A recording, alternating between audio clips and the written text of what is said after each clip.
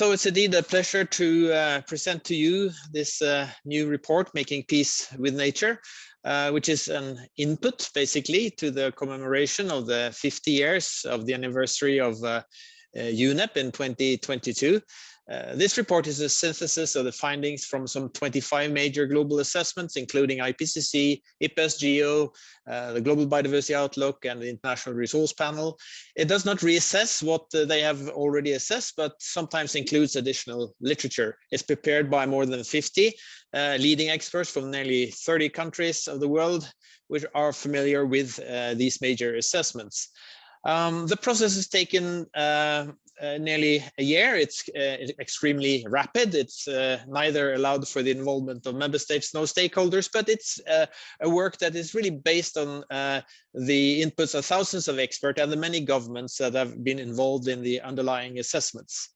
The report demonstrates that the messages across assessments are consistent, and the environmental challenges have grown in number and severity ever since the 1972 Stockholm Conference on Human Environment. They now combine to an environmental emergency.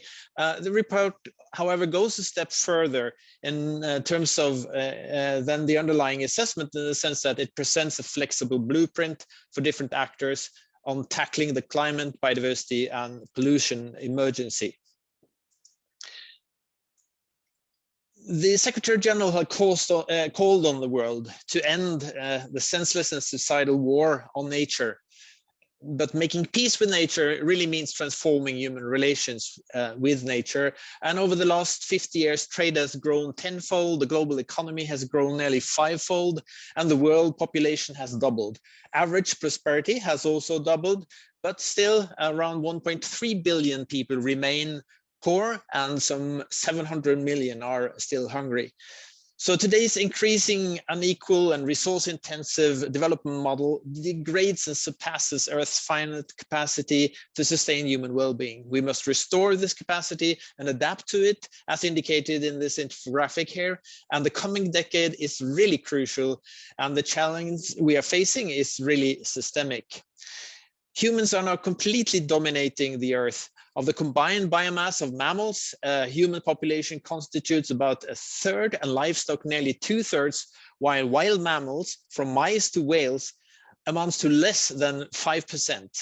So this also means that there are less space for other living beings available on the planet. The extraction of natural resources and energy has tripled the past 50 years. And this figure shows that the growth in global primary energy consumption is largely attributed to the growth in fossil fuels, such as coal, shown in black, oil in purple, and gas, shown in blue. About 2/3 of the warming caused by the greenhouse gas is due to carbon dioxide, mostly originating, but not only, from fossil fuels. So the figure really illustrates the scale of the human dependence on fossil fuel, and it serves to illustrate also why halting global warming is such a tall order. But land use is also a major impact here. 3/4 of the land and 2/3 of oceans are now impacted by humans. This figure also shows the global use of ice-free land, and is adapted from the IPCC. 1/4 of global warming results from activities related to land use. And 1/4 of land has already been radically transformed to cropland, plantations, and other human use. And the remaining near natural land is projected to be only 10% in 2050 if we continue on the path that we're currently on. So we need to also address pollution and waste. That was really a key motivation behind the Stockholm Conference back 50 years ago, but it's still with us. If we look at the production of and release of chemicals, as shown in this figure, we see that it's increasing, as indicated in this graph from the Global Environmental Outlook. It shows the use of nitrogen fertilizer in blue, and fertilizers entering coastal ecosystems have produced more than 400 dead zones, totaling an area greater than that of the United Kingdom or Ecuador. And the graph also shows the pesticide use in red and chemical industry output in purple. Marine plastics, for instance, have increased by tenfold since 1980, and some of these chemicals threaten human health and the environment. Now, human emissions of greenhouse gas continue to increase, as shown in this figure. The Earth's mean near surface temperature has already risen by more than 1 degree compared to 100 years ago. This warming has already led to shifts in climate zones, changes in precipitation patterns, melting of ice sheets and glaciers, accelerating sea level rise, and more frequent and more intense extreme weather events. And it's all threatening both people and nature, as can be seen from this slide, which is actually showing a burning ember diagram, which compares the risks associated with climate change for 5 different situations where there are reasons for concern for people and nature across the last 4 IPCC report. This actually shows the level of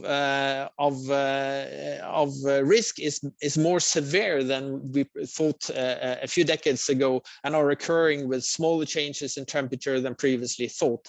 So climate change, together with other factors, poses a significant risk to nature and people. And with that, I'd like to hand over to my colleague, Professor Jayita Gupta, to look at some of these impacts.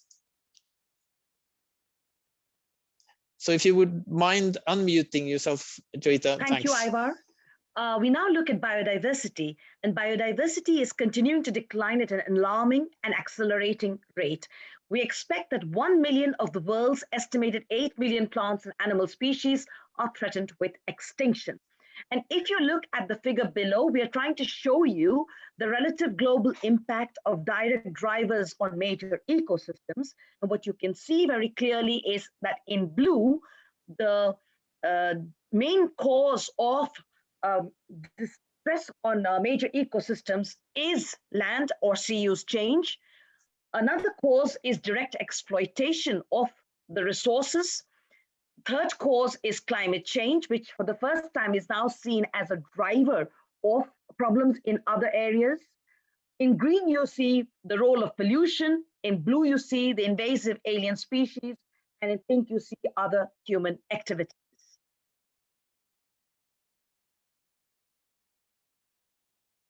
Next slide.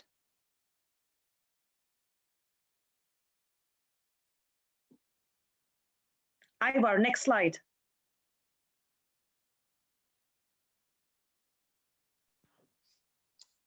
Yeah, I have clicked next slide, so maybe there is a delay here.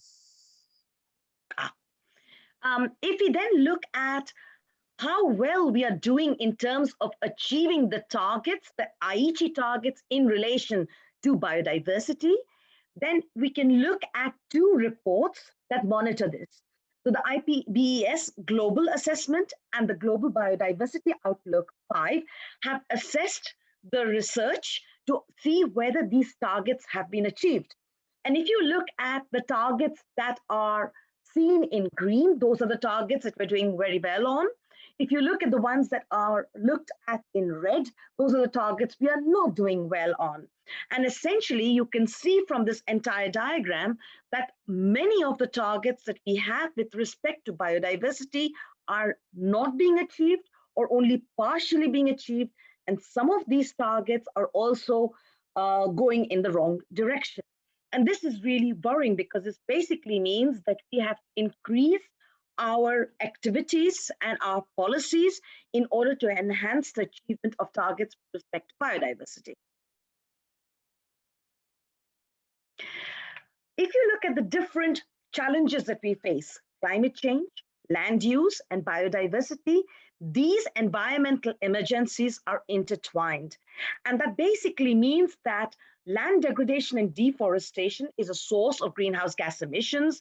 It also leads to increased drought and loss of carbon sinks, while at the same time, climate change itself leads to a shift of biomes, causes regional desertification, drought, fire, and regional water stress. Similarly, biodiversity loss has an impact on climate change through reduced terrestrial carbon stocks and loss of carbon sinks, and climate change also has an impact on biodiversity loss. At the same time, biodiversity loss has an impact on land degradation, while land degradation has an impact on biodiversity loss. And all these 3 environmental emergencies are extremely responsible for reduced human well-being.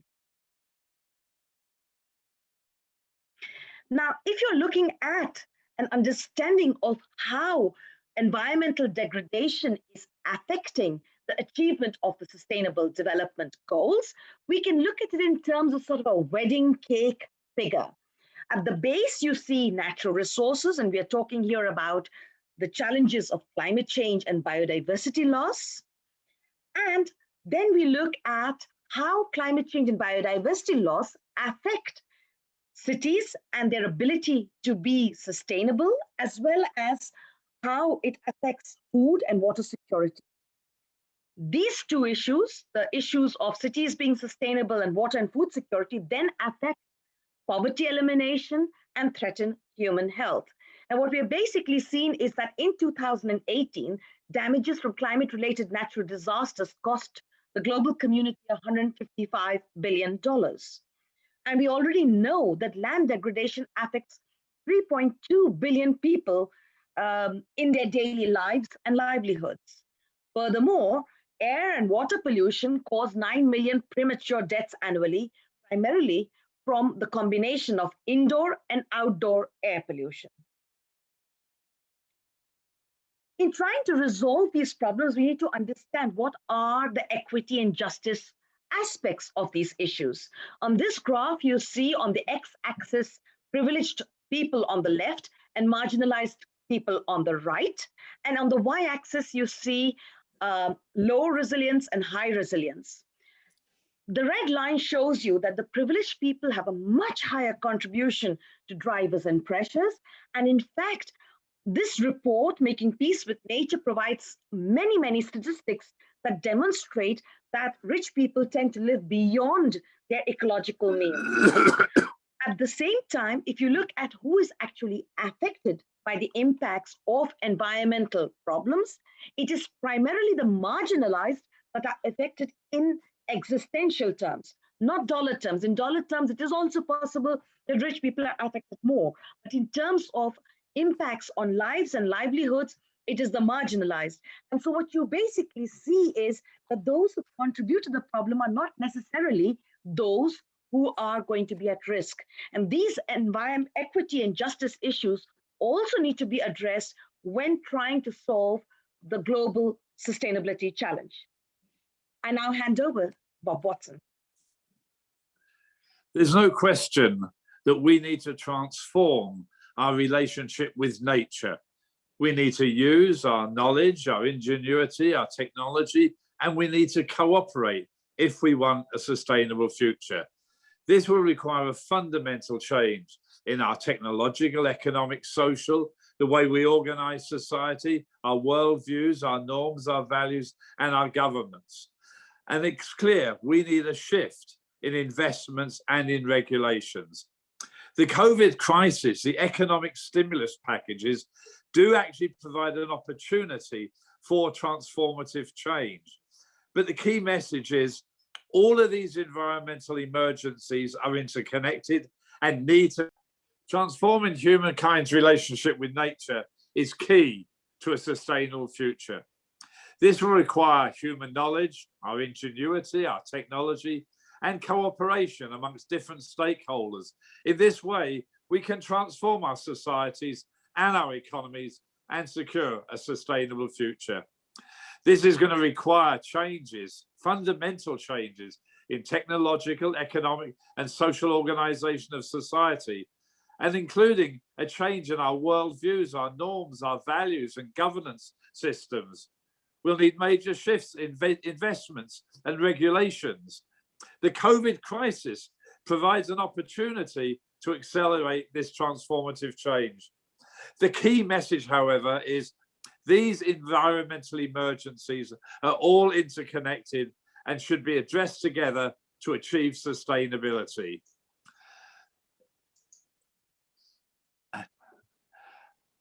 If we want to effectively address climate change and meet the Paris target of less than 2 degrees Celsius by the end of the century, we will need to reduce our greenhouse gas emissions, in particular our CO2 emissions, by 45% by 2030 and be net zero by 2050.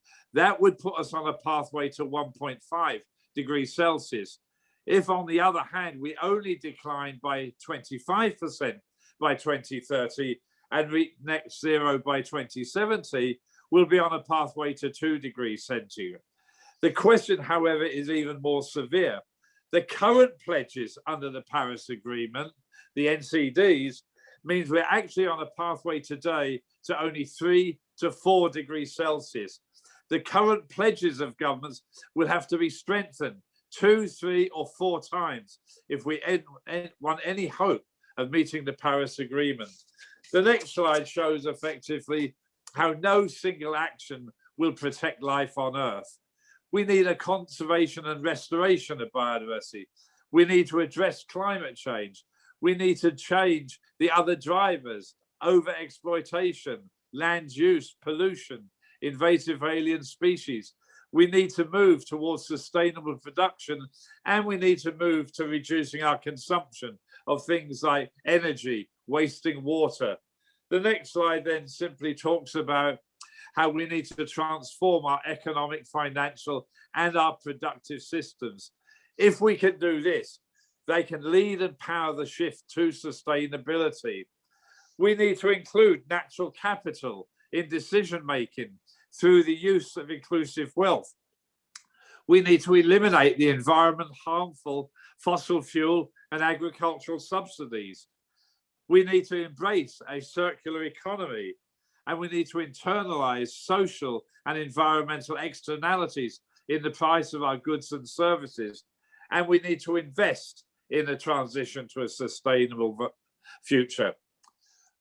Biodiversity, climate, and other environmental issues can clearly be financed. As we move away from fossil fuel subsidies, we can invest in clean energy, low carbon energy. We can invest in sustainable agriculture and sustainable forestry. We need to recognize that the food, water, and energy systems can and must be transformed together to meet human needs. They are all interrelated. So effectively, we can recognize that we need to invest in a plant-based diet, especially in the northern countries. This can actually lead to a significant reduction in greenhouse gas emissions, potentially 2 to 20%. We need to invest in a low carbon economy in the way we produce energy by using renewable energy, wind and solar. Investing in energy efficiency can really save money, potentially anywhere from about 2.9 to $3.7 trillion a year. This will also significantly reduce greenhouse gas emissions. And we need to keep the planet healthy for our well-being and the well-being of all. So the next slide very simply shows that we have a major challenge, as we know, with zoonotic diseases. About 75% of all new infectious diseases have their origin in animals. There's somewhere around 700,000 potential viruses in animals and birds that could pose a threat to human health.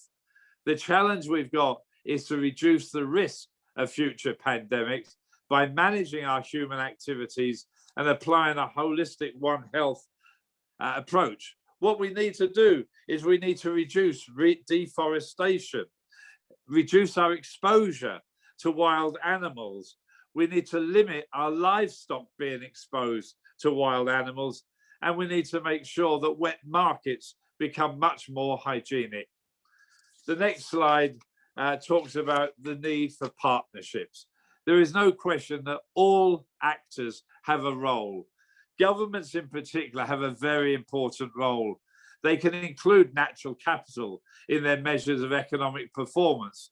As we know, GDP, gross domestic product, measures economic growth, but not sustainable economic growth.